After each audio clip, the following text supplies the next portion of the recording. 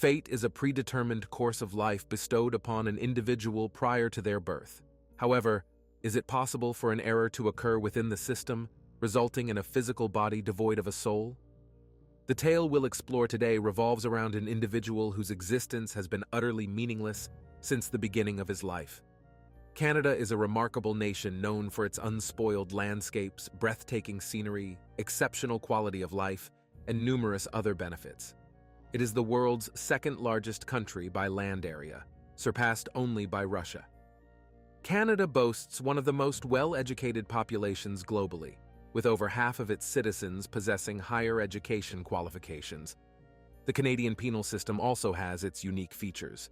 In the village of Churchill, situated on a former military installation, there is an extraordinary facility, a prison designed for polar bears that threaten human safety.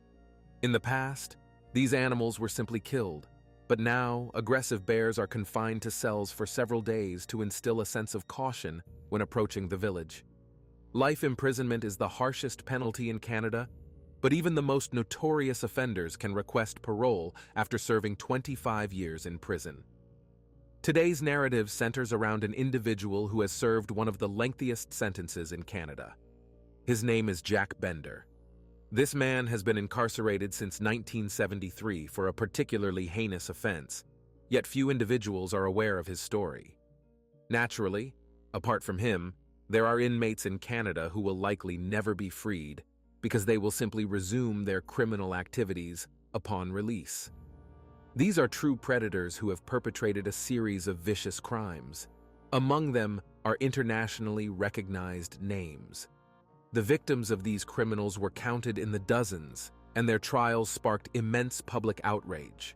Nevertheless, Jack Bender cannot be categorized alongside these psychopaths. Although Jack was also given a life sentence, it was highly uncharacteristic of the Canadian Parole Board to keep someone imprisoned for such an extended period, even those who had taken the life of another. So what did this man do that led to prison becoming his permanent residence? Friends, over 90% of viewers watch videos without subscribing to the channel. Check if you're subscribed. If not, please be so kind as to subscribe to the channel to support me.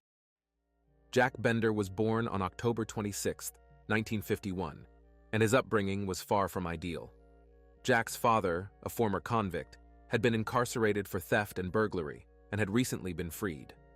Jack's mother was deeply dependent on narcotics and engaged in personal services to fund her habit. Jack suffered repeated mistreatment by his uncle, making life incredibly challenging for the young child. He resorted to stealing to avoid starvation. All the welfare money the family received ended up with his mother, and no one else ever saw it again. The funds were used to satisfy her destructive tendencies. His parents constantly argued, and their separation was marked by his mother's fractured nose and his father's abandonment. According to Jack, he acquired the skill of thievery from his father's family members. They saw nothing unethical about it, and did not consider it dishonorable to take what was poorly secured. At age 15, Jack was expelled from home because he did not get along with his new stepfather. From that point on, the boy lived on the streets, sleeping in the back seats of vehicles and on the stairways of apartment complexes. If he was famished, he simply broke into residences in search of sustenance. At age 17, Jack was imprisoned for the first time after being convicted of burglary. He himself maintained that he had never exhibited aggression and violence until he was behind bars. There, he simply had to become resilient and be able to defend himself to survive. Nevertheless, upon his release, Jack was prepared to transform, become a law-abiding citizen and a respectable member of society. But his criminal history would not release its grip. It was challenging for him to secure employment. No one wanted to associate with an ex-convict. During that period, Jack encountered a woman who had 2 children from prior relationships. He even desired to wed her, but due to the absence of employment, he lacked the funds to finance the wedding. Jack concluded that the optimal way to begin a new life and embark on a path to redemption was to rob a bank. Then he would possess the resources for the wedding and time to establish himself and obtain a legitimate job. That's how it all commenced. He intended to commit a robbery to start a new life without crime. Let's journey back to 1973 in the city of Winnipeg, Manitoba. At that time, the city's population was approximately 500,000 residents. The crime rate in this area was quite elevated. Winnipeg was one of the top cities in Canada in terms of the number of violent offenses per capita. On November 21, 1973, around 11 p.m., Jack Wayne Bender and his accomplice Dwight Douglas Lucas were searching for a vehicle to steal so they could later evade the authorities in it. Bender was 22 years old at the time, and his accomplice Dwight Lucas was 19. Despite Lucas's young age, he had an extensive history of convictions. At the age of 14, he was removed from the Winnipeg Children's Home, an open facility for emotionally troubled children, because the staff deemed him potentially dangerous. By the age of 16, he had already been labeled a serious troublemaker. From the age of 10, Lucas was in and out of institutions. Lucas had always been an aggressive child, but the court appeared reluctant to keep him in custody for an extended period and continued to give him opportunities for rehabilitation. However, each time he was released, he became more malicious and agitated than the previous time. During his last stint in prison, Lucas expressed an interest in becoming a butcher. By a tragic twist of fate, he would have such an opportunity. 3 months after his release from prison, he encountered Jack Bender, and they devised a joint plan for bank robberies. So, on November 21, 1973, they were searching for a suitable vehicle when they noticed a van belonging to Alan and Michael Hurt. However, the attempt to steal failed. They were spotted by the Hurt brothers' employer, who raised the alarm. Bender and Lucas fled, but the van owners pursued them. The pursuers were armed with 2 axes, a pair of knives, and a semi-automatic rifle. The men in the van quickly caught up with the 2 fugitives and attempted to stop them, but Jack and Lucas were also armed with a gun and knives. When they tried to initiate a conversation, the brothers themselves fell right into their trap. Before they could react, Jack and Lucas aimed their weapons at them. Threatening violence, the criminals dragged the brothers out of the car, then bound them both with some ropes discovered in the vehicle and threw them into the back seat of the van. The day before, Bender had been consuming illegal drugs. Now that the effect of the pills was nearly over, and he was starting to come to his senses, Jack realized the gravity of their actions. In fact, he and his partner had abducted these individuals, and now they were facing 17 to 20 years in prison. The only way out of this predicament was to simply send the witnesses to the afterlife. Then no one would know anything. The lives of Alan and Michael Hurt were vastly different from the existence of Jack Bender and Dwight Lucas. The brothers grew up in a loving, tight-knit family. Michael was born in June 1946 and Alan in October 1953. They spent their childhood in San Diego, California, and later relocated to Omaha, Nebraska. At the age of 20, Michael got married, and a year later he enlisted in the Marine Corps, where he served for about 30 months before deserting. Then he and his wife moved to Canada, and soon the couple had a daughter. After several visits to his brother in Canada, Alan and his mother also moved to Winnipeg, so the family could reside near each other and see each other more frequently. Michael and Alan Hurt worked at the city's fruit and vegetable market. Michael managed the store, and Alan secured a part-time job there shortly after moving to Canada. On the night of November 21, 1973, both brothers were working at the store. They parked their van just a few feet from the door behind the building. The Hurts were filling baskets with fruit in the store's warehouse when they suddenly heard a car horn coming from the backyard. The store owner, Mr. Amazzini, went to investigate and saw a man holding open the driver's door of the Hurt brothers' truck. The stranger was of medium height and average build, wearing a light coat. Unfortunately, in the darkness, Amazzini could not discern the man's face. He only managed to startle him. The intruder slammed the van door shut and headed into the nearest alley, where approximately 50 feet from the store, another man was waiting for him. The owner returned inside and informed Mike about the incident, inquiring if he had anything valuable inside the vehicle. The elder Hurt went outside, started the van, turned on the headlights, and noticed 2 men calmly walking away down the alley. Michael hurriedly rushed into the building and shouted to his brother that they would go after the robbers.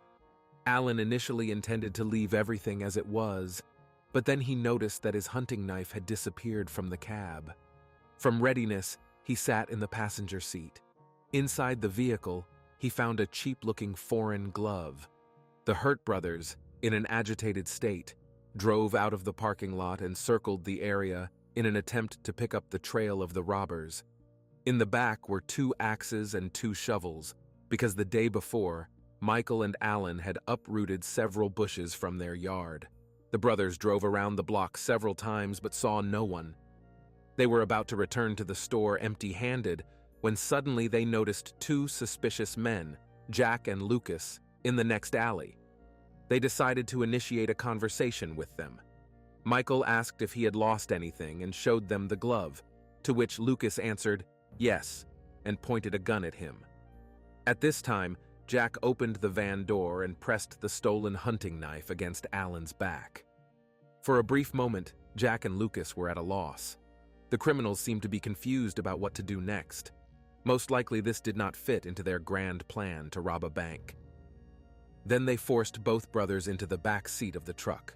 Lucas sat in the driver's seat, and Jack sat in the passenger seat, holding both brothers at gunpoint. Lucas tried to start the car, but the engine kept stalling.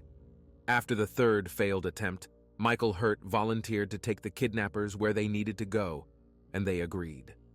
Jack moved to the back seat, and Lucas moved to the passenger seat, taking the gun from Jack. The criminals advised the brothers to keep quiet and get away from this place as soon as possible. Then Bender took his own meat-carving knife out of his pocket and made several threatening lunges toward Alan, who was sitting next to him. He was looking around the truck when he unexpectedly noticed the axes in the back of the van. His eyes lit up with a wild gleam, and a terrible thought formed in his head. Jack thought that he had never done it with an axe before. Jack then reached for one of the tools and swung at Alan. He even tried to hit him on the left leg a couple of times, but Hurt pulled his legs back and the axe struck the floor of the van. After that, Jack began boasting about the number of people he claimed to have killed with firearms and knives. At that moment, the criminal's face looked truly deranged. Jack could not calm down and began groping in the dark at the back of the van. He felt a semi-automatic Remington rifle belonging to the brothers and asked Alan if it was in working order. Because Jack was waving the weapon around in the confined vehicle and acting like a madman, even Lucas became nervous. He asked his accomplice to calm down and said that they were not going to shoot anyone because they did not need to. While about 25 miles from Winnipeg, near some hydraulic structure, Lucas ordered them to stop, saying it was a pretty good spot. Throughout the ride, Alan and Michael were anxious, but at that moment, they felt for the first time that they were both in real peril. The kidnappers pulled the hostages out of the van and forced them to lie face down in the snow. Then the brothers heard the criminals quietly conversing with each other. Jack told Lucas that it would be too loud, after which the crunch of footsteps on the snow that had fallen the day before was heard. Alan raised his head and saw Lucas standing in front of him with a gun in his hand. Right next to him appeared Jack with one of the 2 axes. The brothers realized what lay ahead. Michael pleaded for his life, saying that he had a wife and child at home, but Jack only grinned. The first blow landed on Alan's back and the man screamed in pain. This did not stop Jack. He said the brothers were too old to cry and directed the axe at Michael, then began swinging it erratically back and forth, taking turns. He struck again and again. Alan was wounded in the right arm and back. From the pain, he buried his face in the snow and heard the blade hit something, followed by a sickening crunch. Michael's voice could no longer be heard. Alan did not lose consciousness but fell into a stupor. His entire body was pierced by unbearable pain, and there was a ringing emptiness in his head. He realized that something irreparable had just occurred. He was pulled out of oblivion by Jack's piercing, hysterical voice shouting that the brothers were dead, after which he threw the axe in the snow and the footsteps began to recede. Alan told his brother that they were gone, but there was no response. 27-year-old Michael was dead. About 300 feet from where the Hurt brothers were attacked stood a barn. Somehow, despite the fact that both his hands were still tied and he was seriously wounded, Alan was able to get up and head for help towards the barn. The farm belonged to William and Willard Gesner, who lived there with their elderly father. According to William, he opened the door and saw a man with a bloody face. 20-year-old Alan was taken to the hospital, where he was under 24-hour police guard. Fortunately, it did not take detectives long to find Jack and Lucas. The perpetrators were caught in another crime when they tried to steal an unmarked police car. They were surrounded and taken into custody. While being interrogated separately about the attempted car theft, Dwight Lucas asked the police what sentence he would get for killing people, essentially a confession. The criminal claimed that he had sent the two brothers to the afterlife with an axe and threw their bodies in a field, thinking they would not be found until spring. Of course, this was untrue, because it was not Lucas, but Jack Bender who struck the fatal blows. However, this did not diminish the guilt of Lucas, who was standing next to him at the time. Both criminals, Jack Bender and Dwight Lucas, behaved in an extremely provocative manner during the trial. They constantly giggled, cursed, mocked the prosecution witnesses, and treated the entire process as a joke. They even jeered at the judge, throwing paper airplanes at him. The prosecutor described Jack as a hyena with a disgusting grin. Meanwhile, the only surviving witness, Alan Hurt, having recovered his health, left Canada and returned to the United States. The police ensured his safety and watched over him during each visit to Canada, as his testimony was crucial to sentencing the criminals to life in prison. At the trial, Alan identified Jack as the attacker, pointing at him and saying, "That's the one who's laughing now." Jack and Lucas did not speak in their defense and did not present evidence of their innocence. In just an hour, the jury unanimously found them guilty of the murder of Michael Hurt and the attempted murder of Alan. After another 20 minutes, the jury unanimously recommended that the possibility of parole be granted only after 20 years. On June 26, 1974, Jack Bender and Dwight Lucas were sentenced to life imprisonment with the right to parole after 20 years. The judge emphasized that people capable of such a cruel and senseless massacre should be removed from society forever. But even this did not dampen the mood of the criminals. Lucas continued to grin and shouted that he would be released at 39, while Jack just sat silently smiling. However, as soon as the convicts were sent to serve their sentences, they started to stir. Just 3 days after the sentence, Jack filed an appeal, writing it in pencil on parchment paper. He demanded to appeal the sentence on the grounds of the absence of irrefutable evidence. But the appeals department immediately rejected the petition, as life imprisonment for such a crime was mandatory. However, it did not take long for the convicts to start ruining their own lives and the lives of those around them again. On June 9, 1975, Dwight Lucas, along with 2 other inmates, somehow managed to obtain several butcher knives and take 15 prison staff members hostage. They locked the guards and other workers in a storage warehouse, and later had the audacity to demand their freedom in exchange for the people they were holding hostage. The rebels called themselves political prisoners, although they all had a lengthy list of crimes of a completely different nature and were far from politics. The remaining inmates were placed in quarantine, and the confrontation lasted for almost 2 days until a tactical squad stormed the warehouse and disarmed the attackers. All the hostages survived except for 32-year-old Mary Steinhauser. This woman spent most of her time with a knife pressed to her throat, but died from a bullet while the other prisoners were being freed. The hostage-taking incident brought Lucas an additional 14 years, which he will serve concurrently with his life sentence. If this incident did not seem terrible enough, it was repeated less than 8 months later. Apparently, the Correctional Service of Canada did not learn its lesson the first time, and again let down its guard. On February 20th, 1976, Dwight Lucas, along with 2 other inmates, held 2 prison guards hostage for 14 hours. It all started in the morning when the criminals, armed with sharp table knives, attacked the guards as they were releasing them from their cells into the common recreation room. The confrontation ended when a local TV channel broadcast a promise from the director of the penitentiary that the inmates' demands would be met. One of the main demands that was agreed upon was the transfer of all three from the prison in British Columbia to Dorchester on the East Coast. Dorchester is one of the oldest prisons in Canada and, to put it mildly, not the most pleasant place. All institutions of this type do not have a reputation for good relations, but this one had a particularly notorious reputation. What the inmates wanted, no one understood. In 1977, Dwight Lucas and Jack Bender were reunited in prison with another convicted felon. The trio attempted to escape from the new maximum security unit of Millhaven Prison and almost succeeded. The inmates crawled through a steel grate on the window of a second-floor cell and jumped 20 feet to the ground. All three managed to reach the outer perimeter wall before being caught by a guard. Only one shot was fired over their heads as they approached the fence, and all three immediately surrendered. The criminals were wearing gloves and carrying a blanket intended to protect against the barbed wire stretched above the wall. The prison block in Millhaven was still under construction, and apparently, the inmates used a hacksaw belonging to the construction crew to escape.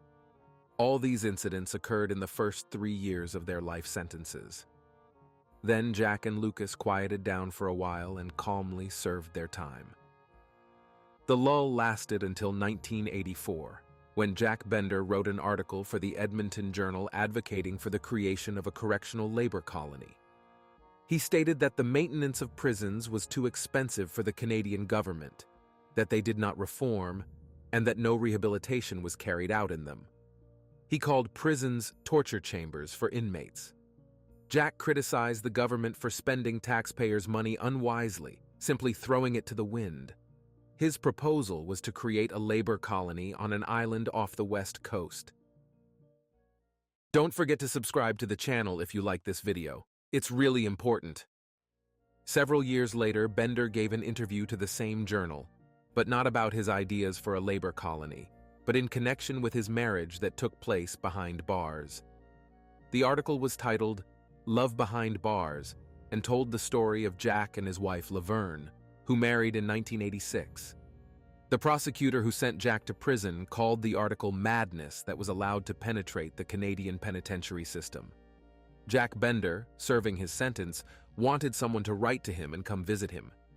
Back in October 1983, he placed an ad in a local newspaper, to which 11 women responded. This is how he eventually met his first wife. Of course, Jack embellished his story, saying that he had unintentionally taken a person's life while trying to rob them. According to his future wife, Jack made a good impression. She liked him after the very first meeting. His behavior reminded her of a lost puppy. The man turned out to be very sensitive, sociable, and friendly. Less than 2 months later, Jack was sent to solitary confinement for 13 weeks on suspicion of preparing an escape. During this time, his future wife visited him 26 times. Surprisingly, at that time, even prisoners sent to solitary confinement apparently had the right to visitation privileges. Laverne continued to visit Jack for 2.5 years. When Jack finally talked about marriage, the woman agreed, and they were married in the prison corridor. The only physical contact that day was the ring placed on the bride's finger through a wire mesh. Laverne had 2 children from previous relationships, and this marriage turned into 2 more innocent victims of Jack Bender, as they had now become the adopted children of a convicted axe villain. In 1987, Jack's former accomplice, Dwight Lucas, also announced that he was going to apply for parole. He considered himself an exemplary prisoner, apparently forgetting that he had twice taken prison staff hostage, participated in an escape attempt, and witnessed the axe murder of 2 innocent young people. Lucas claimed that 15 months of psychiatric treatment, training as an artist, and taking courses to obtain a high school diploma had made him a different person. Friends and relatives of the deceased Michael Hurt were outraged that Lucas dared to ask for this, but unfortunately in 1990, the National Parole Board considered Lucas's application. Jack Bender testified at his former accomplice's hearing and told the jury that Lucas had not played a major role, had not shed blood, and had merely stood by. In January 1991, After spending only 17 years in prison, Dwight Lucas was released on parole. The public reaction was about what one would expect, but it took time to amend flawed laws, and it took another 20 years to repeal the faint hope clause. Meanwhile, Jack's life was filled with various events. In 1996, he and 3 other inmates were charged with the murder of Bertrand Mayeron, who had bullied other criminals and paid for it. In the end, everyone was acquitted. Then a peculiar story emerged about Jack Bender's sham marriage to a woman named Margot Retzky, and Jack again came to the attention of the authorities. Such was the dramatic prison life of Jack Bender from 1973 to 1999, and then suddenly, everything quieted down. For 20 years, up until 2019, there was nothing heard about him in the news. Over the years, Jack achieved a minimum level of supervision. Once, during a prisoner check, the colony staff found one person missing. No one noticed how Jack simply left. He was absent for a brief time, as he was quickly apprehended by the police. The man had attempted to escape again. Today, Jack Bender is 71 years old and still behind bars. This man has never shown any remorse for the kidnapping and axe attack on the Hurt brothers. He only regretted that he allowed one of them to survive and crawl to the farmhouse, and he was sincere in his statement. After all, if Alan had not survived, Jack would not have been caught and sentenced to life in prison. Jack applied for full and daytime parole several times, but was constantly denied. His last attempt was made in 2021, but in reality, Jack did nothing to convince the parole board that he had truly changed. Apart from his failed escapes, he seems to have come to terms with the fact that prison is his home, and it is unlikely that this man could stay free for long, since he has neither family nor close friends there. However, the man has a profile on a dating site for Canadian prisoners, which is a combination of self-centered statements and delusional chatter. Jack claims that he is an artist, songwriter, and has written several books, although there is no evidence of this. Jack Bender has spent over 50 years behind bars, which is one of the longest sentences in Canada. This is the end of the story. Like the video and leave your thoughts in the comments. This was Jeremy. See you soon.